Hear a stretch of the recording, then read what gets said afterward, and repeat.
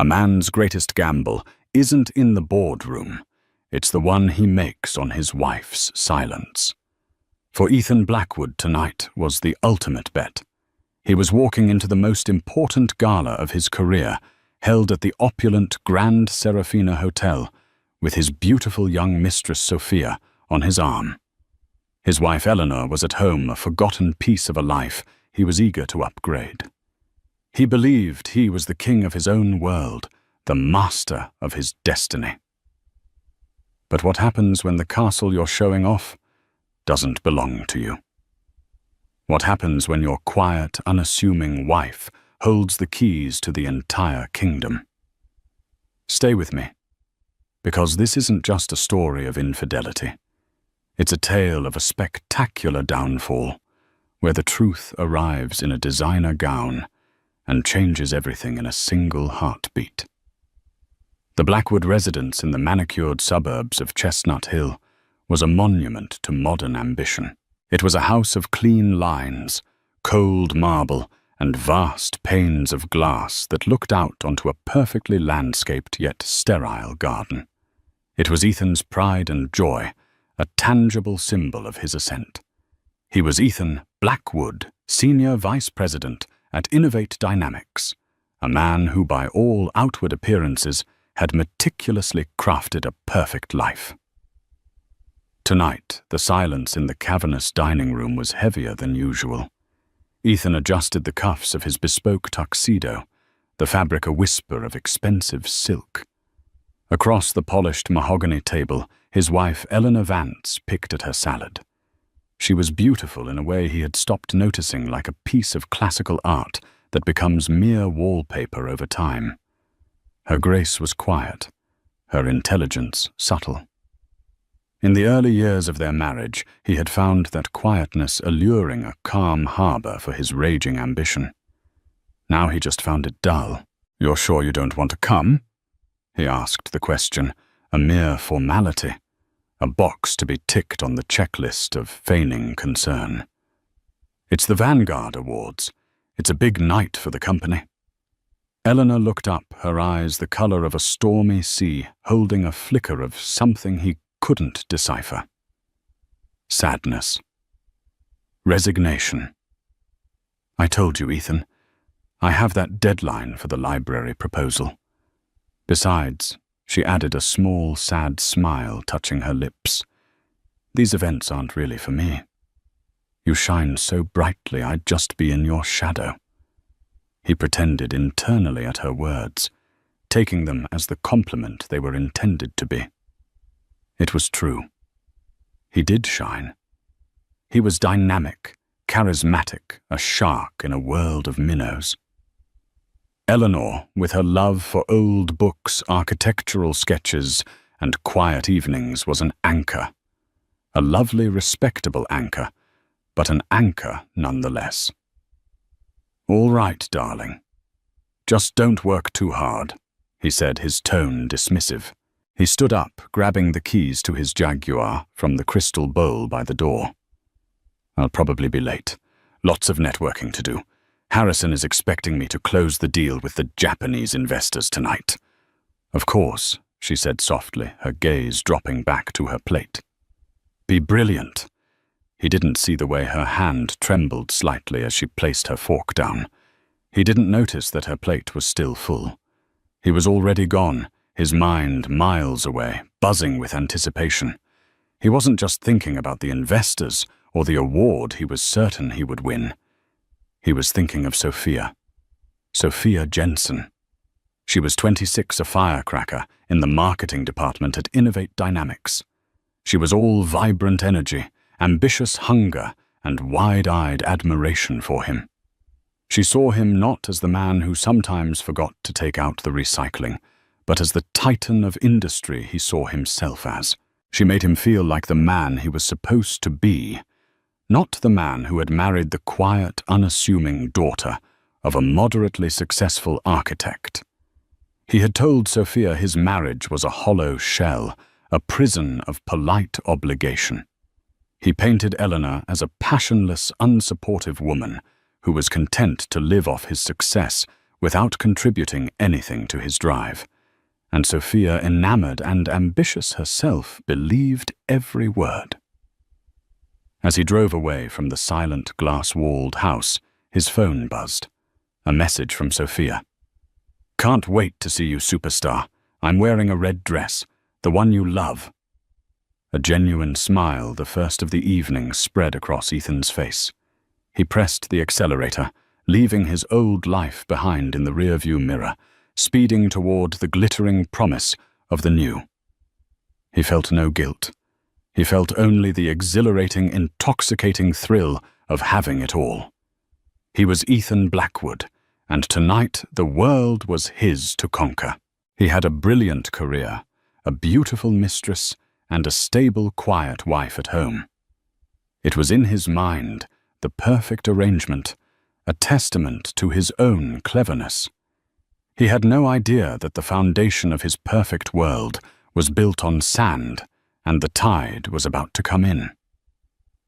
Sophia Jensen was waiting for him in the lobby of the Langham, a boutique hotel downtown where they always met. When she stood up, the red dress was everything he had imagined. It was a slash of crimson against the muted tones of the lobby, a bold statement of intent. It clung to her curves, a siren's call that made heads turn. Her blonde hair was styled in glamorous waves, and her smile was dazzling. She looked like she belonged in the spotlight. "Wow," Ethan breathed, his appreciation genuine. "You look like a movie star." "I wanted to look perfect for your big night," she said, her voice a seductive purr. She looped her arm through his. "Are you ready to blow them all away? With you on my arm. They won't know what hit them." He boasted, his ego swelling. This was the part of the fantasy he loved most. With Sophia, he was reborn. He wasn't just a husband playing a role. He was a powerful, desirable man, taking what he wanted.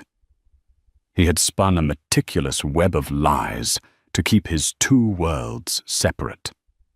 To Sophia, Eleanor was a cold, distant figure who hadn't shared his bed in years.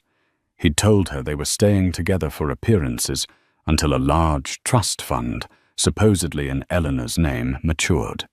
He'd even hinted that a divorce was on the horizon, a future where he and Sophia could be together, openly and triumphantly.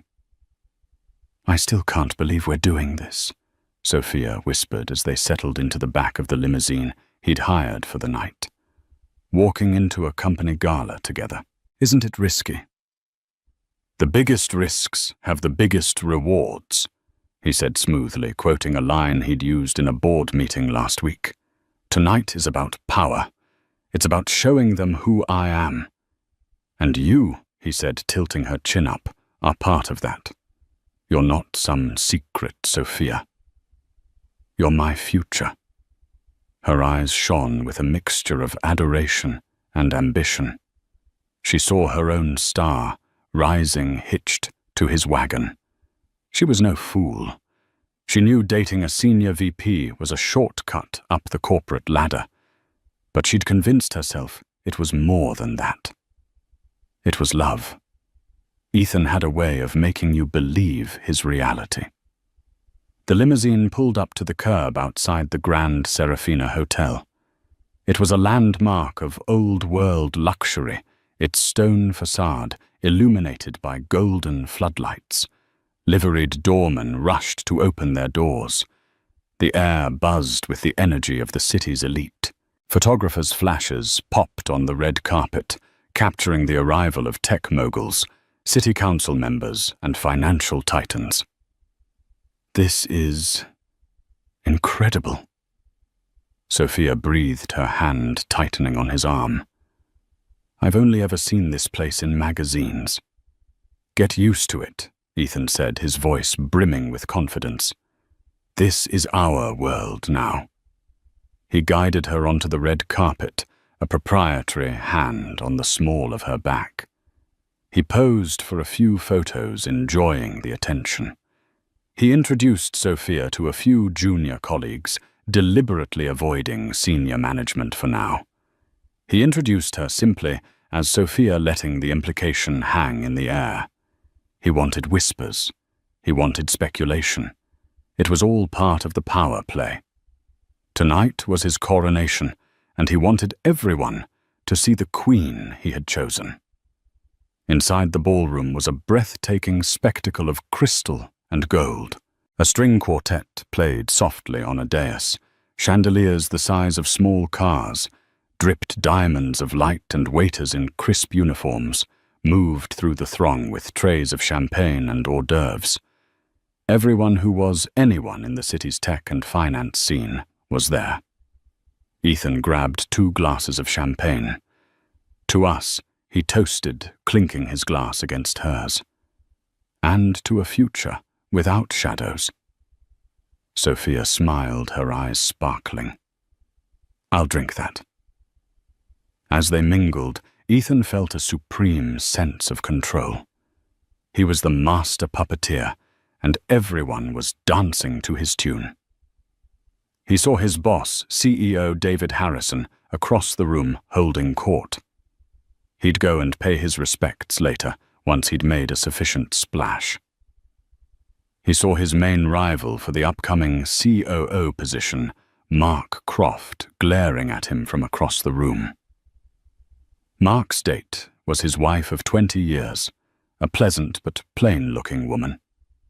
Ethan smirked. Mark played by the old rules. Ethan Blackwood was writing new ones. He felt a tap on his shoulder and turned. It was a mid-level manager from another department. "Ethan." "Good to see you," the man said, his eyes flicking curiously to Sophia. "Big night for you. I hear the Vanguard Award is a lock." "We'll see, Mark. Just happy to be here, celebrating the company's success," Ethan replied with practiced humility. He was on top of the world. Everything was going exactly to plan. He had the perfect job, the perfect mistress, and the perfect cover story.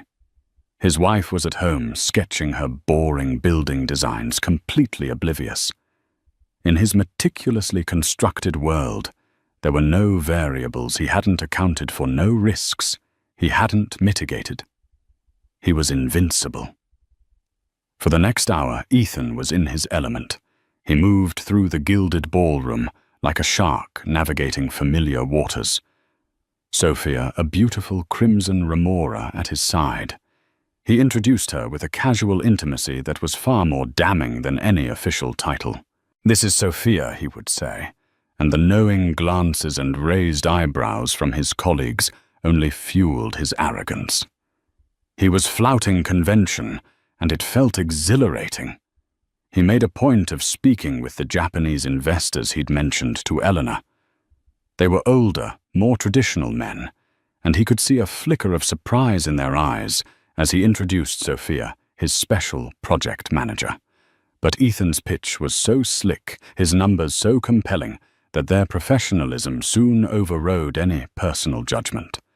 He walked away from the conversation, confident he had sealed the multi-million-dollar deal. "You were amazing," Sophia whispered, her eyes wide with admiration. "You just commanded that entire conversation." "It's what I do," Ethan said with a shrug, though his chest puffed out. He finally spotted his boss, David Harrison, standing near the grand staircase. Harrison was a stern, no-nonsense CEO who valued results above all else. This was the moment Ethan had been building towards. He took Sophia's hand and strode towards him. David Ethan said, his voice smooth as silk. "Good evening. Wonderful event." Harrison turned his eyes sharp as a hawk's took in the scene, Ethan's confident smirk. Sophia's dazzling dress. Their joined hands.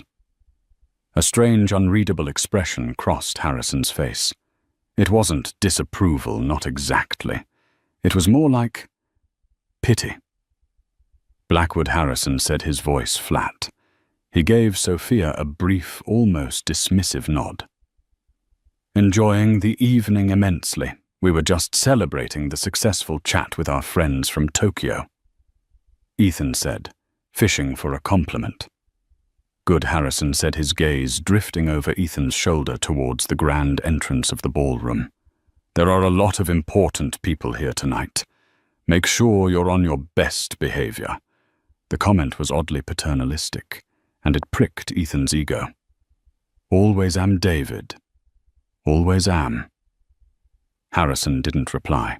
He just gave another one of those strange, searching looks and turned back to his conversation. Ethan felt a flicker of unease. Harrison's reaction wasn't what he'd expected. He'd anticipated a grudging respect, perhaps a roguish man-to-man acknowledgement of Sophia's beauty. Instead, he got a warning. He shook it off. Harrison was an old-school dinosaur. He probably couldn't comprehend a man of Ethan's caliber living life on his own terms. His rival Mark Croft wasn't so subtle. He approached them near the champagne fountain, his own wife trailing nervously behind him. Well, well, Blackwood Mark began a sneer playing on his lips. You certainly have a knack for aggressive expansion in all areas of the business. He let his eyes linger pointedly on Sophia. Sophia flushed her grip on Ethan's arm, tightening. Ethan's jaw clenched. Careful, Mark. Ethan said, his voice dangerously low. You wouldn't want to be made redundant before the big promotion announcement. It would be a shame to lose your pension. Mark's face paled. It was a low blow, but effective. He muttered an excuse and shuffled away, his wife throwing a sympathetic glance back at Sophia. What a jerk, Sophia seethed. Don't worry about him. He's a fly. I'm the windshield, Ethan said, his confidence restored by the small victory. He led her to a small, secluded balcony overlooking the city. The night air was cool, and the skyline glittered like a carpet of scattered jewels. This was the life he deserved. The power, the prestige, the beautiful woman by his side. Everything was perfect. It's beautiful out here, Sophia said, leaning against the balustrade. Ethan, what you said to that man about the future. Were you serious? Of course I was, he said, pulling her close. He looked into her hopeful eyes and sold the lie with the practiced ease of a master. Once this promotion to COO is official, everything changes. I'll have the capital and the security to finally break free. You and me, Sophia, against the world. She melted against him, her doubts erased by the sweet poison of his promises. As he held her, looking back into the glittering ballroom, he felt a surge of triumph. He saw the world not as it was, but as a reflection of his own greatness. Every person in that room was a supporting character in his story, a stepping stone on his path. He was the king, and this was his castle. He was so caught up in the grandeur of the illusion that he failed to recognize the hollowness at its core. He didn't build this castle. He hadn't paid for a single stone. And he had no idea the real owner was about to arrive. The evening was reaching its crescendo. The dinner service had concluded, and David Harrison was now on the main stage, preparing to announce the recipient of the Vanguard Award, the highest honor for leadership and innovation at the company. A palpable buzz filled the room. Ethan stood with Sophia near the front, his posture radiating a confident expectation. He'd already prepared a mental draft of his acceptance speech. And now David Harrison's voice boomed through the speakers. Before we present our main award, we have a very special acknowledgement to make. This magnificent hotel, the Grand Serafina, has been a partner of our gala for over a decade. Tonight we are incredibly honored to have the owner with us in person. He is a titan of industry, a philanthropist, and a man whose vision has shaped much of this city's skyline, though he often prefers to remain behind the scenes. Ladies and gentlemen, please join me in offering a warm welcome to Mr. Alistair Vance. Ethan's ears perked up. Vance. The name was the same as Eleanor's maiden name, but he dismissed it as a coincidence. Vance was a common enough name. Still, he was intrigued. He had always wondered who owned the notoriously private Grand Serafina portfolio. This was a networking opportunity of a lifetime. He subtly adjusted his tie, preparing to make an impression. A hush fell over the crowd as all heads turned towards the grand entrance. The ornate double doors, which had been closed, were slowly pulled open by two uniformed attendants. For a moment, the doorway was empty, building suspense. Then a man stepped through. He was in his late 60s with a mane of silver hair and a presence that commanded attention without a single word. He wore a simple, exquisitely tailored charcoal suit that made every other tuxedo in the room look like a cheap rental. His face was etched with the lines of quiet authority and sharp intelligence. This was Alistair Vance. Ethan felt a jolt of pure, unadulterated ambition. He had to meet this man. But then Mr. Vance paused in the doorway and extended his hand back into the shadowed foyer. A moment later, a woman stepped into the light, taking his arm. Time seemed to slow down. The murmur of the crowd, the distant clink of glasses, the soft music from the quartet, it all faded into a dull, roaring sound in Ethan's ears. The woman was Eleanor. It was his wife, but it was a version of her he had never seen before. She was not the quiet, mousy woman in sensible cardigans he had left at home. She was wearing a breathtaking gown of midnight blue silk that shimmered under the chandeliers, cut in a classic, elegant style that screamed bespoke couture. Her hair, usually tied in a simple bun, was styled in a sophisticated chignon, with a few loose tendrils framing her face. Diamonds glittered at her ears and throat, not ostentatious, but with the deep, fiery brilliance of real quality. But it wasn't the dress or the diamonds that struck Ethan like a physical blow. It was her expression. The hesitant, apologetic smile was gone. In its place was a look of serene, unshakable confidence. She held her head high, her posture perfect. She wasn't in anyone's shadow. She was the source of the light, and she was on the arm of Alistair Vance, her father. The pieces of the puzzle pieces Ethan had been too arrogant to even notice slammed into place with brutal, sickening force. Eleanor's moderately successful architect father, her quiet trips to visit her dad, the way she never, ever worried about money, even when he'd been a junior analyst, her maiden name. Vance. A wave of nausea washed over him. He felt the blood drain from his face. Beside him, Sophia stiffened. "Ethan," she whispered, her voice laced with confusion. "Who is that? She looks like—" Ethan couldn't speak. His throat was a desert.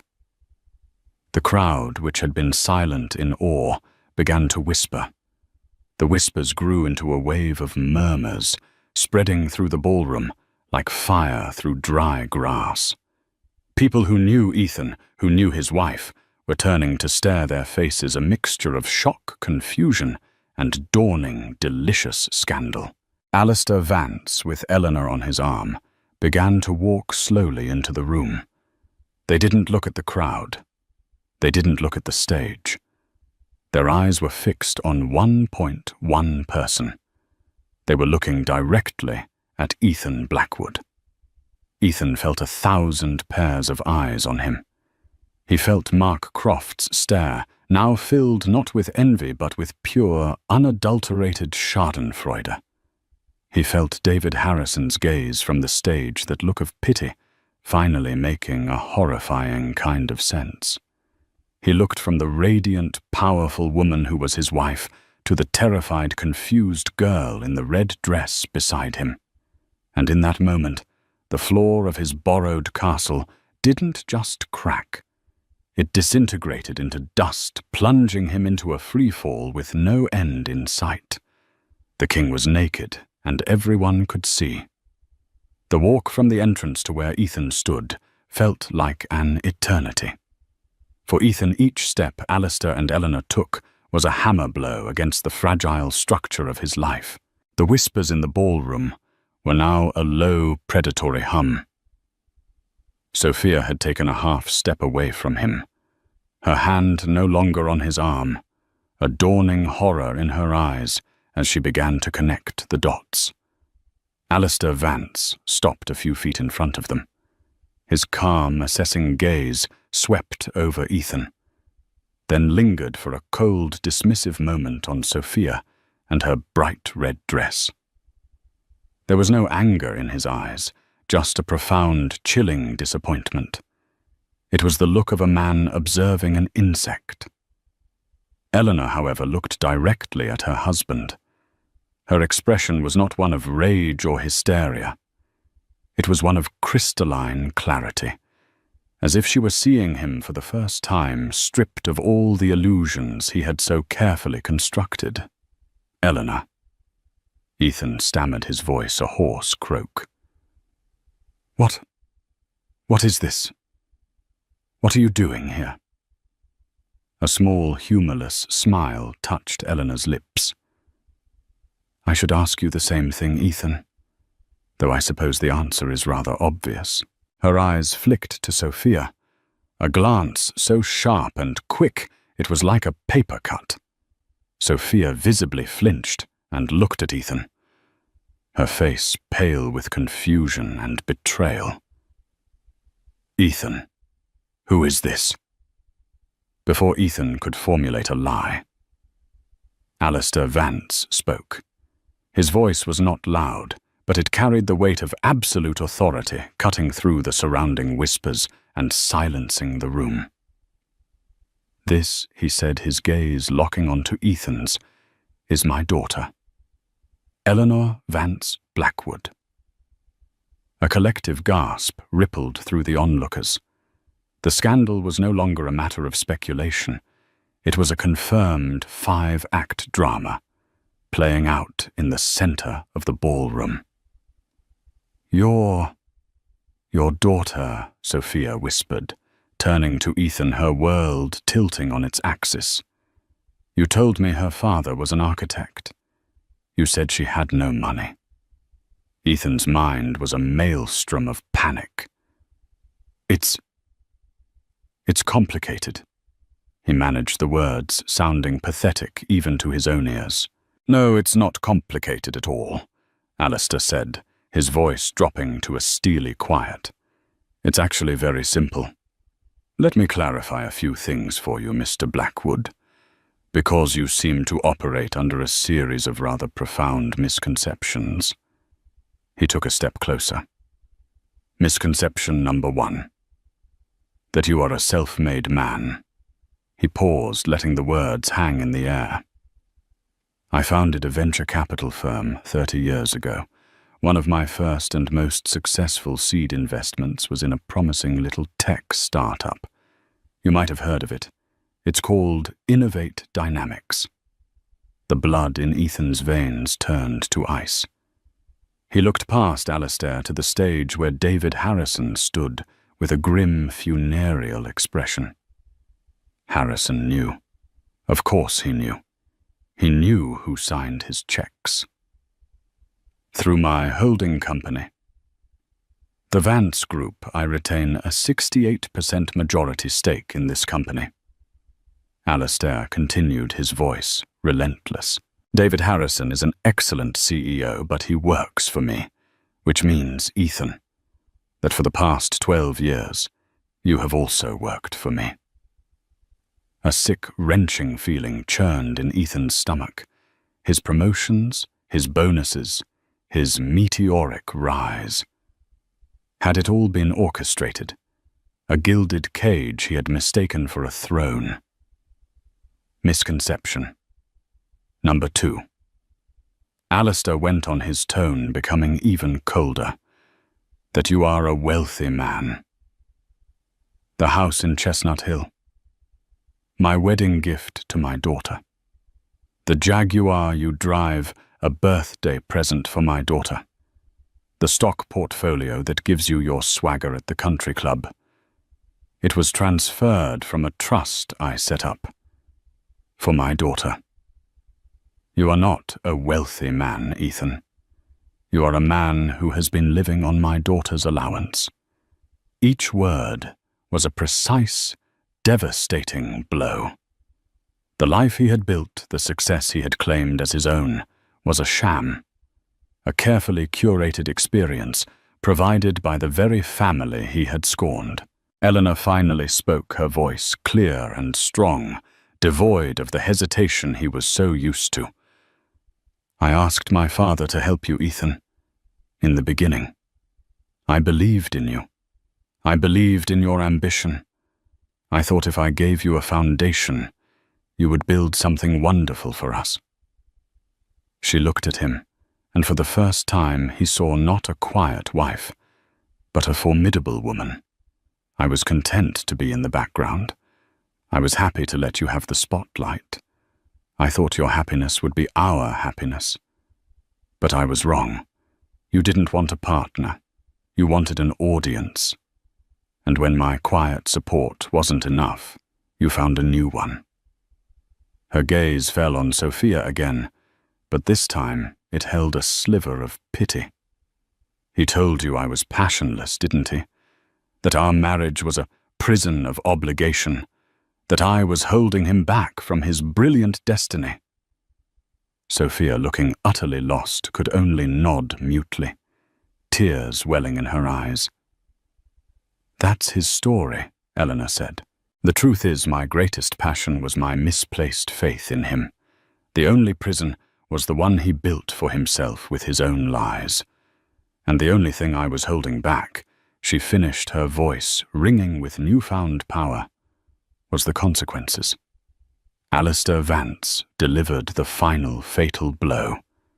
Your employment at Innovate Dynamics is terminated effective immediately. Your company credit cards have been cancelled. The keys to the house and the car, which are in my daughter's name, will be collected by my security team tomorrow morning. You will be escorted from this building now. He gestured subtly, and 2 large men in dark suits, who had been standing discreetly by the doors, began to move towards them. Ethan stood there, stripped bare, in front of the entire world he had tried so desperately to impress. He was not a king. He was not a shark. He was a fraud. A court jester who had been allowed to wear a paper crown for a little too long, and the true monarch had finally arrived to end the charade. The fallout was instantaneous and brutal. As the 2 security men approached, a path cleared around Ethan as if he were carrying a contagious disease. Former colleagues averted their gazes, their expressions ranging from pity to contempt. Mark Croft, his rival, wore a look of undisguised, triumphant glee. Sophia was the first to desert the sinking ship. The reality of the situation crashed down on her. She wasn't the chosen partner of a powerful executive, but the disposable mistress of a kept man. The future he had promised her was a fantasy built on someone else's money. Humiliation and anger warred on her face. You lied to me, she hissed at Ethan, her voice trembling with rage. You lied about everything. Without another word, she turned and fled, pushing her way through the gawking crowd, her red dress a beacon of her own public shaming. She disappeared out the doors, leaving Ethan completely and utterly alone. One of the security guards, a large man with an impassive face, reached Ethan. "Sir, you need to come with us." His voice was polite, but unyielding. Ethan's mind was still reeling, unable to process the speed and totality of his own destruction. He looked desperately at Eleanor, a primal instinct to plead for taking over. "Ellie, please," he begged, using the pet name from their early happier days. "We can talk about this. This is a mistake."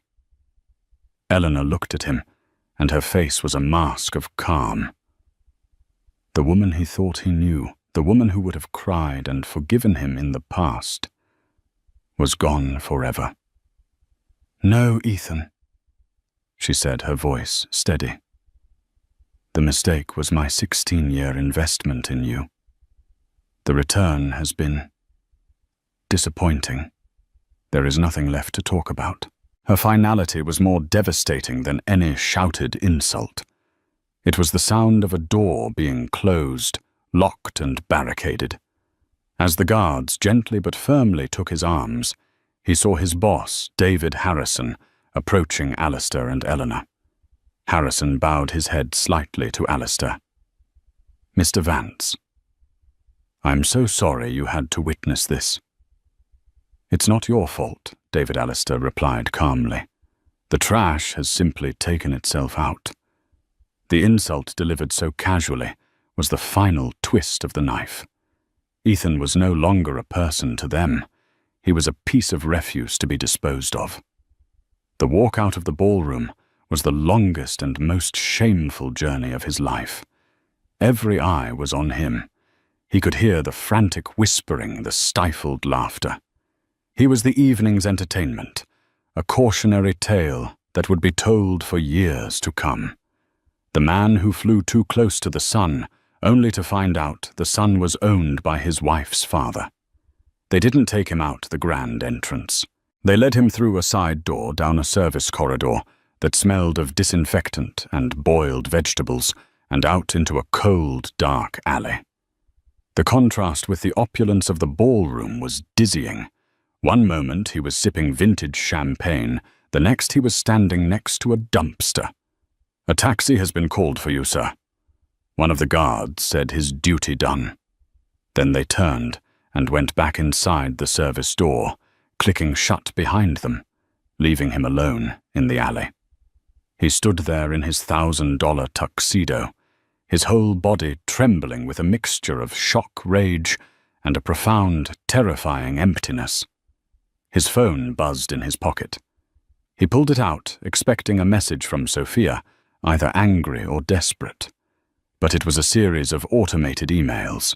"Innovate Dynamics corporate account access revoked. American Express Platinum business card deactivated. Building security key, fob access to Chestnut Hill residence rescinded." The efficiency of his erasure was breathtaking. Alistair Vance hadn't just fired him. He had unplugged him from the life he had known. A yellow cab pulled up to the end of the alley. Ethan got in the worn fabric of the seat, a stark contrast to the plush leather of the limo he'd arrived in. "Where to?" Buddy the driver asked, not even glancing back. And for the first time, Ethan Blackwood had no answer. He had no home to go to. He had no job to wake up for. The woman he claimed to love had abandoned him, and the woman he had abandoned had just demolished him. He stared out the window at the glittering city lights, the same lights that had looked like his kingdom just an hour ago. Now they just seemed to mock him, cold and distant stars, in a universe that no longer cared that he existed. The unraveling was complete. He was nothing.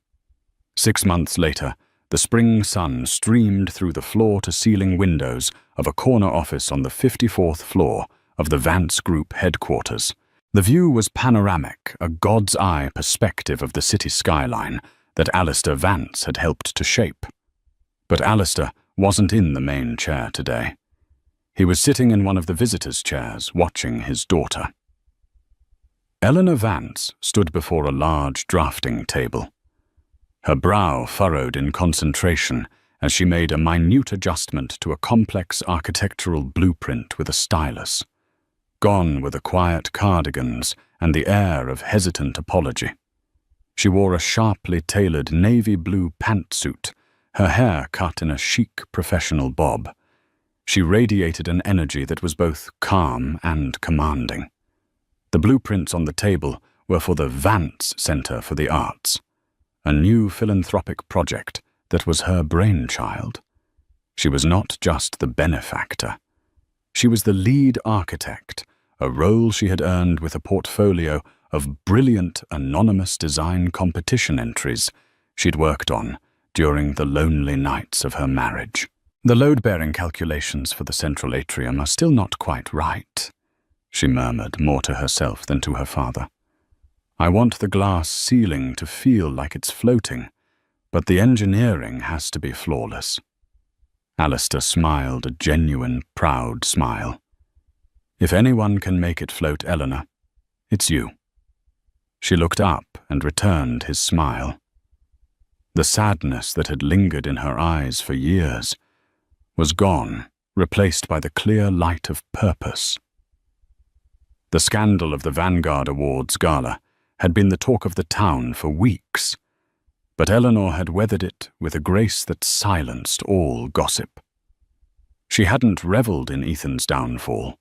She had simply moved forward, stepping into the power that had always been hers, but which she had been afraid to claim. Her divorce from Ethan had been swift and brutally simple. With a prenuptial agreement as ironclad as one of Alistair's contracts and the blatant public infidelity, Ethan had no leverage. He walked away with nothing but the clothes on his back and a mountain of debt from the lavish lifestyle he could no longer afford. The doorbell to the office chimed, and Alistair's assistant, a kind woman named Maria, poked her head in. "Miss Vance, your 11 o'clock is here." "Thank you, Maria. Send him in." A young, nervous-looking man in a slightly too large suit walked in, clutching a portfolio. He was one of the finalists for the junior architect position on her team. Eleanor greeted him warmly, her confidence putting him immediately at ease. She was no longer just a Vance by name. She was a leader, a mentor. As she began the interview, Alistair quietly slipped out of the office, leaving her to her new life, the one she was building on her own foundation. Meanwhile, across town in a cramped cubicle at a third-rate insurance firm, a man named Ethan was on the phone trying to sell a life insurance policy to an uninterested retiree. His voice had lost its charismatic boom. It was now tinged with the weary desperation of a man who had seen the top and was now living at the bottom. He had tried to find another high-powered job, but the story of his spectacular humiliation had followed him. No one in the city's elite circles would touch him. He was a pariah, a living punchline. He now lived in a small, dingy apartment, his fine suits replaced by off-the-rack polyester. Sometimes, late at night, he would scroll through financial news websites, a masochistic ritual of seeing the world he had lost. Today, an article caught his eye. It was from the city's architectural journal. The headline read, "Eleanor Vance unveils visionary design for new arts center." There was a picture of her standing in front of a stunning model of her building, looking powerful, happy, and radiant. She was everything he had once falsely claimed to be.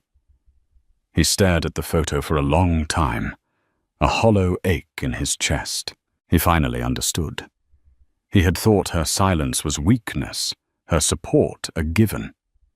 He had seen her as a part of his story's background. He realized now that he had never even been the main character in his own life. He was just a temporary resident in hers, a flawed early draft in a story that was always truly about Eleanor Vance. He closed the browser, the bright image of her success burning behind his eyes, and picked up the phone to make another cold call. The line at the other end just rang and rang. The life of Ethan Blackwood had shrunk to the size of a single, sparsely furnished room in a run-down apartment complex in a forgotten part of the city. The panoramic views of Chestnut Hill were replaced by a grimy window that overlooked a brick wall, The scent of Eleanor's fresh orchids was a ghost chased away by the lingering smell of stale coffee and desperation. His world was no longer measured in stock market gains and successful acquisitions, but in the number of rejections he faced per day. He had lost the tailored suits, the Jaguar, the respect. But the hardest thing he lost was the reflection of the man he thought he was. Without the external validation, the praise, the envy of others, he was forced to look at himself, and he did not like what he saw. He saw a hollow man, a parasite, who had mistaken the host's lifeblood for his own. His days at the insurance firm were a monotonous purgatory. He read from a script, his once commanding voice, now a dull drone trying to convince strangers to prepare for a future he himself had utterly failed to secure. He was surrounded by people he once would have considered beneath his notice, people who were now his peers. They were not unkind, but they kept their distance. The story of his downfall was an urban legend in the city's business circles, and even at this low rung of the corporate ladder, the whispers had followed him. One rainy Tuesday afternoon, during his lunch break, he was huddled under the awning of a coffee shop, nursing a lukewarm cup of coffee. He was watching the rain sluice down the dirty pavement when he saw her. It was Sophia Jensen. She was walking briskly, sharing an umbrella with another woman, both of them laughing at something on a phone. The vibrant red dress was gone, replaced by a sensible, stylish trench coat and practical boots. Her hair was pulled back in a simple ponytail, and she wore minimal makeup. She looked different. She looked real. The ambition and adoration that had once been plastered on her face were gone, replaced by a calm, self-possessed confidence. For a moment, Ethan's heart hammered in his chest. A wild, foolish hope flared within him. She was the only other person who had been in the center of the storm with him. Maybe she would understand. Maybe they could. He took a step forward out from under the awning and called her name. Sophia. She stopped and turned. Her laughter died as she saw him. Her friend looked from Ethan's haggard face and ill-fitting coat to Sophia, her expression questioning. For a few seconds, Sophia's face was a blank canvas. Then recognition dawned, followed by something he hadn't expected. It wasn't anger or hatred. It was a cool, dispassionate pity, the kind one might feel for a stray dog. Ethan, she said, her voice even. There was no trace of the breathless admiration he was used to. I just wanted to see how you were, he stammered, feeling foolish under her steady gaze. I'm fine, she said. It wasn't a platitude, it was a simple statement of fact. I transferred out of the main branch. I'm in the San Francisco office now. It's a better fit. Oh, he said, the single word sounding inadequate. Good. That's good for you. She gave a small, tight smile. It is. I learned a valuable lesson that night. Never hitch your wagon to a shooting star, especially when you don't know who owns the sky. The metaphor was sharp, and it hit its mark. I'm building my own career now, on my own merits. It's slower, but it's real. Her friend tugged gently on her arm. Sophia, we're going to be late. Right. She looked at Ethan one last time. Goodbye, Ethan. I hope you figure things out. And with that, she turned and walked away, disappearing into the crowd. She didn't look back. Ethan stood in the rain, the coffee in his hand, now cold, watching her go. He had expected a scene, a confrontation, perhaps even a sliver of shared victimhood. Instead, He got closure, her closure, not his. She had processed the humiliation, learned from it, and moved on. Her life was continuing its upward trajectory, albeit on a different path. He had simply stopped frozen on the night of the gala. He had told her she was his future, but he had only ever been a detour for her, a costly mistake she had already corrected. He was a chapter in her book, a chapter she had already finished reading. He, on the other hand, was stuck on the same page, reading the story of his own failure over and over again, an echo in an empty room. That evening he went back to his apartment, ignored the stack of final notice bills on his counter, and for the first time since that night, he wept. They were not tears of self-pity, but tears of a terrifying, profound loneliness.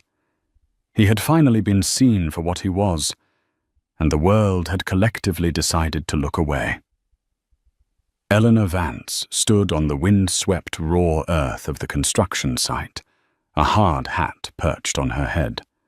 Around her, the skeleton of the Vance Center for the Arts was beginning to rise, a testament of steel and concrete to a future she was actively creating. The chaos of construction, the roar of machinery, the shouts of workers, the clang of metal on metal, was music to her.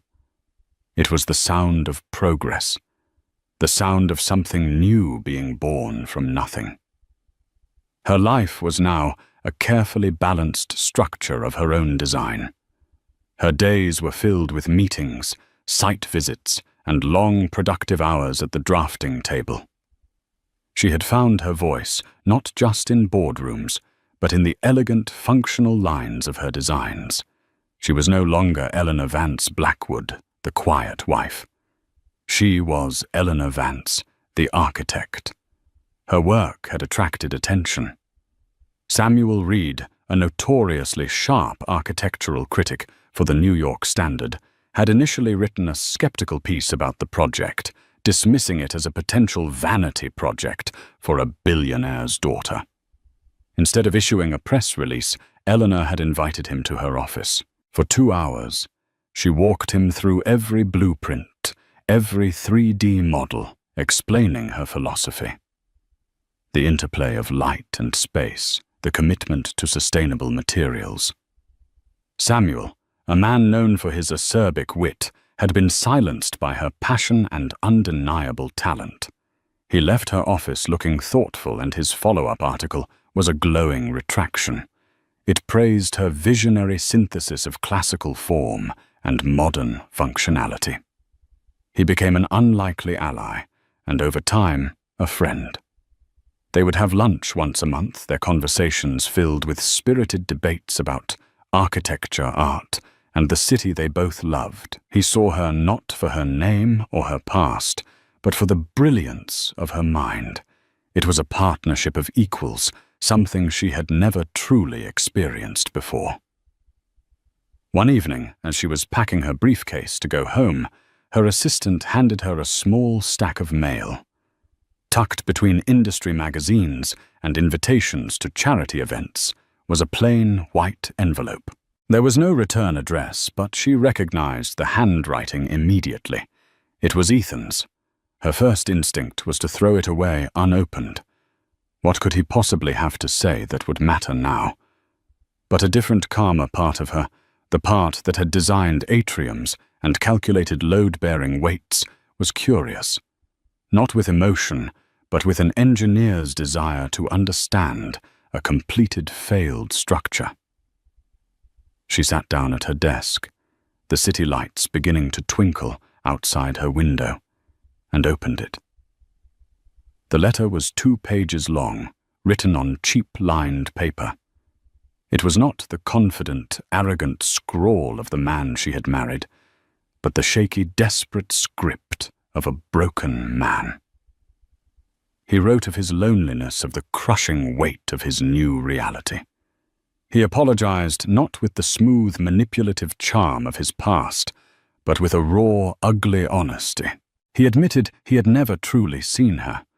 that he had been blinded by his own reflection in the mirror of success she and her father had provided. He didn't ask for forgiveness, nor did he ask for a second chance. He asked for one thing. "I just need to know the last line," read, "Was any of it real to you? Did you ever love the man you thought I was?" Eleanor read the letter twice. A year ago, these words would have torn her apart, validating her pain, but also reopening old wounds. Now she felt a profound sense of distance. She was reading about two people she no longer knew, the arrogant man he had been, and the quiet, hopeful woman who had loved him. Both were ghosts. She thought about his question. Did she love him? Yes, she had. Desperately. But she had been in love with a blueprint, a design for a man she thought she could help build. The final structure had been a catastrophic failure, unable to bear the weight of its own ego. She folded the letter and put it back in the envelope. She felt no anger, no sadness. She felt only a quiet finality. He was a part of her history, a lesson in foundations, but he was not a part of her future. Eleanor stood up and walked to the large window overlooking the construction site. The steel beams, illuminated by powerful floodlights, reached for the night sky like a promise. That was her reality now.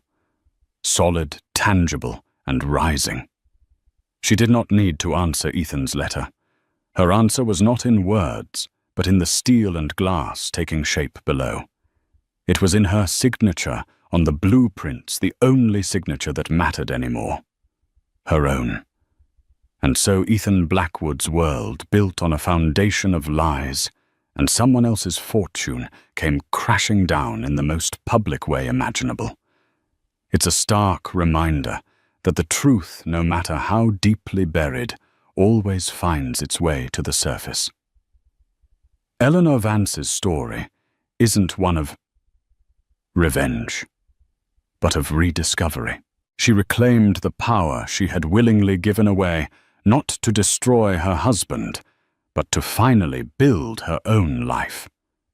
She proves that true strength isn't about the noise you make, but the solid foundation you build for yourself. What did you think of Ethan's karmic downfall? Was Eleanor's unveiling perfectly played? We all know someone who has underestimated a quiet, powerful person, and we'd love to hear your thoughts in the comments below. If this story of karmic justice and female empowerment resonated with you, please show your support by hitting that like button. Share this video with someone who needs to be reminded of their own inner strength, and don't forget to subscribe to our channel for more real-life stories that uncover the truth and celebrate the triumph of the human spirit. Thank you for listening.